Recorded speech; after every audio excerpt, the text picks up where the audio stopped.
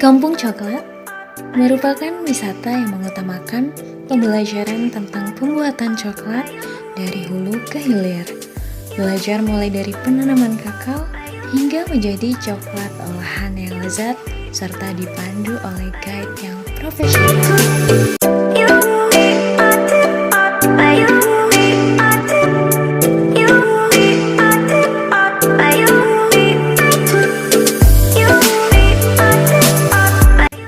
Kampung Coklat menawarkan berbagai macam jenis olahan coklat seperti original coklat, milk coklat, crispy coklat, dark coklat, dan white coklat.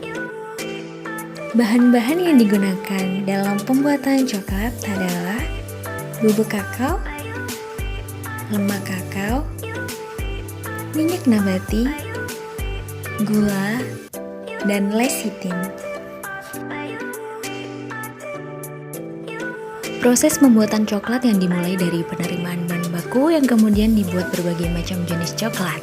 Kemudian dilakukan penimbangan, mixing, grinding, gansing, tempering, pelelehan, pencetakan, pendinginan, dan kemudian jadilah produk coklat yang siap dikemas dan disimpan. Pada proses penerimaan bahan baku, setiap kedatangan bahan dilakukan pemeriksaan label kemasan yang mencakup kode produksi, kerusakan pada kemasan, dan legalitas halal yang dilakukan secara sampling.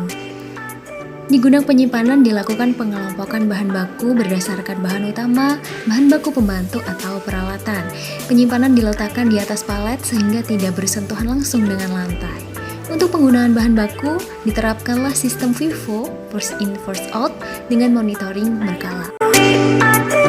Bahan baku yang diambil dari ruang penyimpanan selanjutnya dilakukan proses penimbangan sesuai dengan resep yang telah ditentukan perusahaan. Formula resep produk yang digunakan pada proses produksi mengacu pada master formula produk yang telah dirumuskan oleh R&D. Selanjutnya, proses mesin, di mana mesin yang digunakan pada proses ini adalah ball mill vertical yang digunakan untuk menghancurkan material menjadi partikel yang lebih kecil. Pada proses mesin ini terdapat 3 subproses. Yang pertama, proses pencampuran atau mixing, yaitu untuk mencampurkan formula coklat sehingga bergabung menjadi homogen. Yang kedua, subproses penghalusan atau grinding, di mana tujuannya adalah untuk menghaluskan adonan dan memperbaiki viskositas. Subproses yang ketiga adalah proses gansing, di mana proses ini merupakan tahap lanjutan setelah proses mixing dan grinding.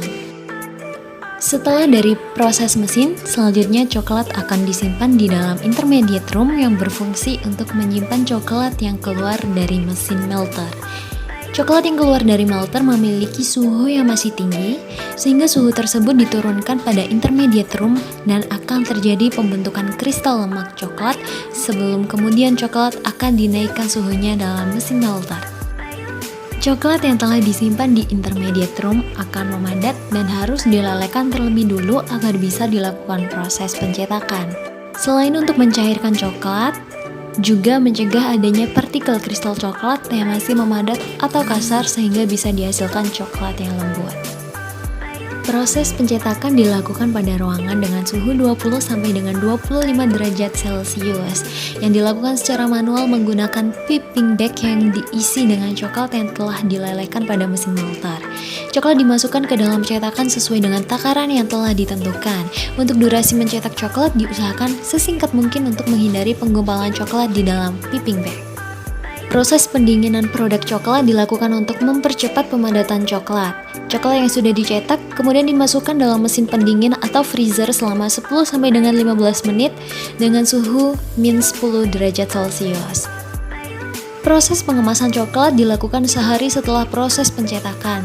Namun, apabila mengejar target produksi, maka pengemasan dilakukan setelah coklat dikeluarkan dari cetakan, tetapi didiamkan terlebih dahulu selama 15 sampai dengan 20 menit. Hal ini dilakukan untuk menghindari adanya pengembangan padat coklat. Pengemasan sendiri dilakukan secara 2 tahap, yaitu pengemasan primer dan pengemasan sekunder. Ada 2 jenis kemasan primer yang digunakan, yaitu aluminium foil dan aluminium foil single safe. Coklat yang sudah dikemas disimpan di rak-rak yang berada di gudang produk jadi sebelum dipasarkan di galeri kampung coklat.